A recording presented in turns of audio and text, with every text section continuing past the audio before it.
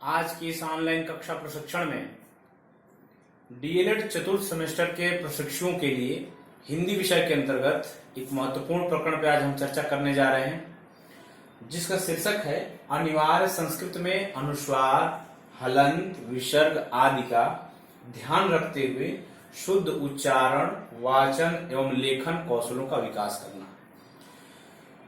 वास्तव में डीएलएड चतुर्थ सेमेस्टर में जो बेसिक शिक्षा उत्तर प्रदेश की जो पाठ्य पुस्तक है 6 to 8, छठवीं से लेकर 8वीं तक की हिंदी की जो पाठ्य पुस्तक है, उसके अंत में एक अनिवार्य संस्कृत का पोर्शन जुड़ा होता है, भाग जुड़ा होता है, उसको पढ़ना और पढ़ाना होता है।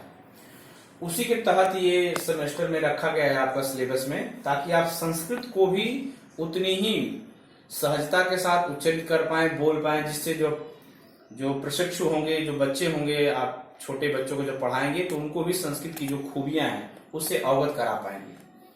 तो चलिए हम लोग शुरू करते हैं इस चैप्टर को। इसमें मुख्यतः दो बातें, पहली है जो संस्कृत की विशेषताओं के बारे में है कि किन किन हमें बिंदुओं का ध्यान रखना है, हलंत का, अनुस्वार का, विसर्ग का, और दूसरी बात है कि भाषाई कौशल का विकास की बात है। तो सबसे पहले हम शुरू करते हैं अनुस्वार। अनुस्वार या इसी को पंचमाक्षर भी कहते हैं। आपने जब माहेश्वर सूत्र पढ़ा होगा तो उसमें एक सूत्र आता है यमं गणनानाम नासिका, यानी जितने भी पांचों वर्ण हैं, वर्ग के पांचवें अंतिम वर्ण, वे सभी जो है अनुस्वार यानी नासिका से उच्चरित होते हैं और इन्हें पंचमाक्षर भी कहा गया है। आपने प्रश्न भी पूछा था तो उसका भी स्पष्टीकरण यहाँ पे हो जाएगा। इसमें एक सूत्र है, संस्कृत का एक सूत्र है या नियम है कि शब्द का अंतिम अक्षर जिस वर्ग का होगा उसके पहले उसी वर्ग का पंचमाक्षर प्रयुक्त होगा। ध्यान देने की बात है, इसको नियम बहुत स्पष्ट आप लोग देख लीजिए, नोट कर लीजिएगा कि जिस अक्षर का अंतिम वर्ग, जैसे ये मैं एक उदाहरण से स्पष्ट करना चाहूंगा, अंक है, आप देख रहे हैं यहाँ पे क है, तो क है तो जाहिर सी बात है कि यहाँ जो अनुस्वार है ये इसके स्थान पे अंग यानी पांचवा वर्ण, क वर्ग का पांचवा वर्ण आदेशित हो जाएगा या रहेगा। उसी तरीके से जो च वर्ग है, चंचू है, तो यहां भी य हो गया। उसी तरह से ट वर्ग में खंड है, खंड, क्योंकि ड है तो ये ड़ यहाँ आदेश है। उसी तरीके से त वर्ग में संधि का है, उसी तरीके से प वर्ग में दंभ का दंभ। इस तरीके से यानी जो अनुस्वार होते हैं उसी वर्ग के पांचवें वर्ण को आदेशित किए जाते हैं। दूसरा हम लोग देखेंगे हलंत। हलंत क्या? हलंत का मतलब है आधे वर्ण के उच्चारण से है।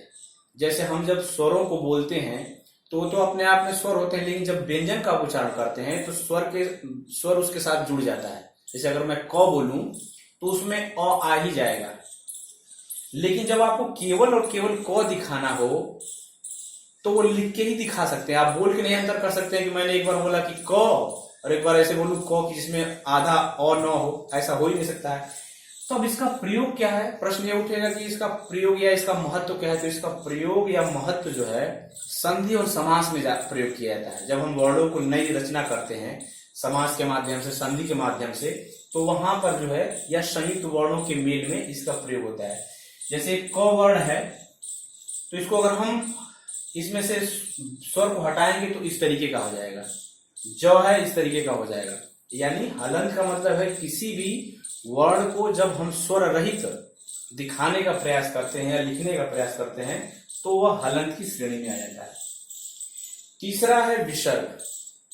विसर्ग का संस्कृत में तो खूब प्रयोग है, लेकिन हिंदी में उतना प्रयोग है नहीं, फिर भी कुछ शब्द हैं। इसका उच्चारण ह की तरीके से होगा। जैसे दुख, प्रातःकालीन, पयपान, ये कुछ शब्द हैं और इस पे जब हम बल देंगे तो उस तरीके का शब्द का उच्चारण होगा।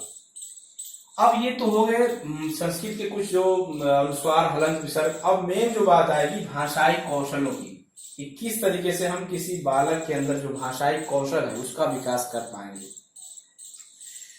आप सभी जानते हैं कि भाषाई जो कौशल हैं, स्किल हैं लैंग्वेज की, वो 4 हैं, सुनना, बोलना, पढ़ना, लिखना, सुबोपली। लेकिन यहाँ पे चूंकि हम बालकों के लिए बात कर रहे हैं, जो हमारे बालक होंगे, जो विद्यार्थी होंगे या आप प्रशिक्षु हैं, तो जब उनके लिए जब बात होगी तो वहां बोलना से शुरू होगा।